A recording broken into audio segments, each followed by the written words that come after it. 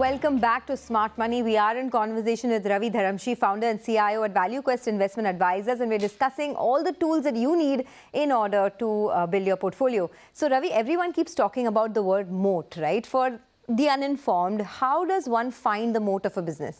See, there are few sources of moat that any business has. First, explain to us what is moat. Okay, moat is essentially when two companies are competing with each other. One company has an advantage over the other company. What kind of an advantage? Either their cost of production is lower, so they are able to price things lower, or there is a network effect that is taking place. For example, today, if you are on WhatsApp and your friend is on WhatsApp, automatically your entire network has to be on WhatsApp.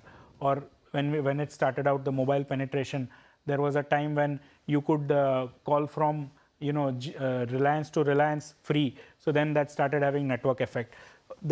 Your exit costs are very high. So for example, today, if you have a particular set-top box in your house, you are a little lethargic. And when I say cost, it doesn't cost you anything.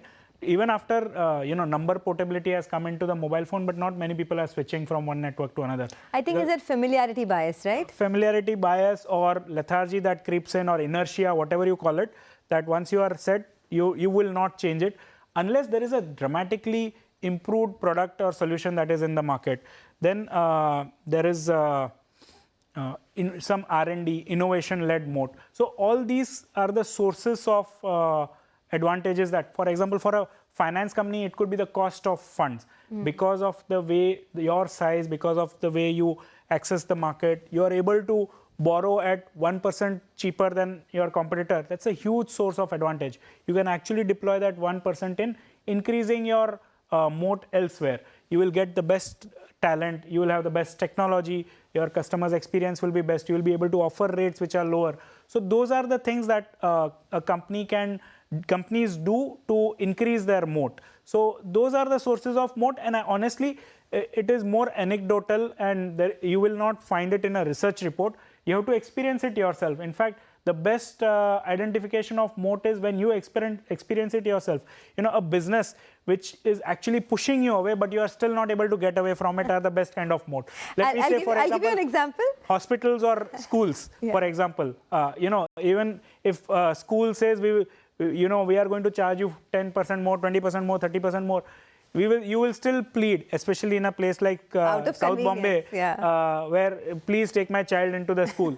So that is the power that the business has in terms of charging. So I have an example here as well. Sure. What happened with Vodafone? I was a Vodafone user for the longest time. True. Even when they had 10,000 crores of debt, and I knew the company was sinking, I refused to change because I was so happy with the service provider. But this will change. This will change when there is true 5G. Yeah. And if, for example, now again, we don't own Vodafone, or there is standard disclaimer and everything. But if the entire network moves to 5G, there will be a substantial difference between Vodafone and others. And if Vodafone doesn't have the money to invest for 5G, then they will start witnessing subscribers moving away. So as long as there's a status quo and the two products are exactly the same, then there is a inertia to moving away. But if there is a substantially improved experience, then people will move away. No, eventually I did move. I shifted. Just want to make that clarification. But Ravi, I get asked a lot from the younger generation about what are the key books that I can read before I start, my portfolio, start my investment journey. What are the 3 or 4 books that you would recommend? So before recommending a book, what I would like to say is that, it is not about reading hundreds and hundreds of books. It is about reading the right book and learning the right lessons. And if you reread those 10, 15, 20 books, that is good enough. So if you start with a wrong book, you will actually maybe not like investing at all. So, Security Analysis by Benjamin Graham is a great book, but I don't recommend to a first-time investor, go and read this. Most likely he will get bored of investing and he will never come back to it again. So I usually give the entry-level book that I recommend is Peter Lynch, One Up on Wall Street. That I believe is the best entry-level book because it actually makes you like the subject.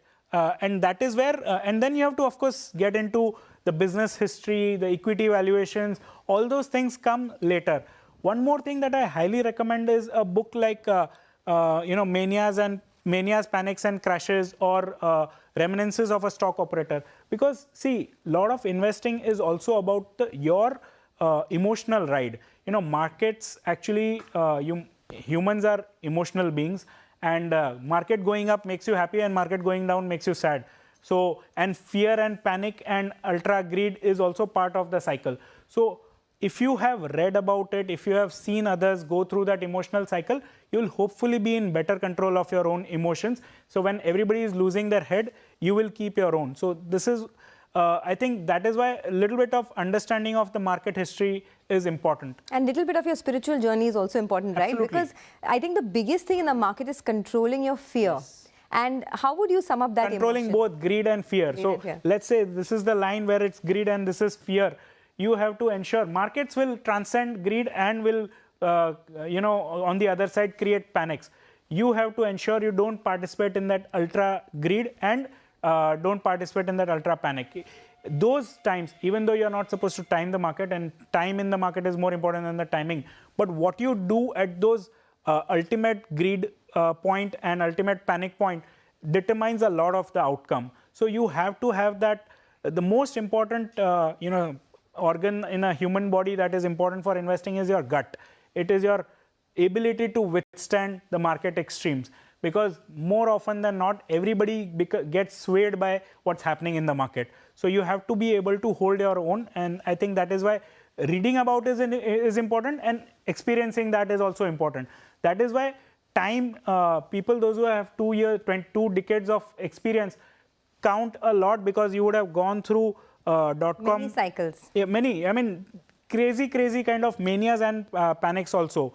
.com bust, global financial crisis, COVID, those kind of things really test your emotions. Absolutely. And I've myself been in this market for over 15 years, and I've seen the biggest ups and the lowest downs of this market. So I take your point entirely. Ravi, very, very informative and, educational, last half an hour. So thank you so much for joining us on Smart Money. My pleasure. Okay, with that, it was a complete masterclass on how you should start your financial journey. Keep writing to us. We love receiving feedback from you. Until we meet again, happy weekend.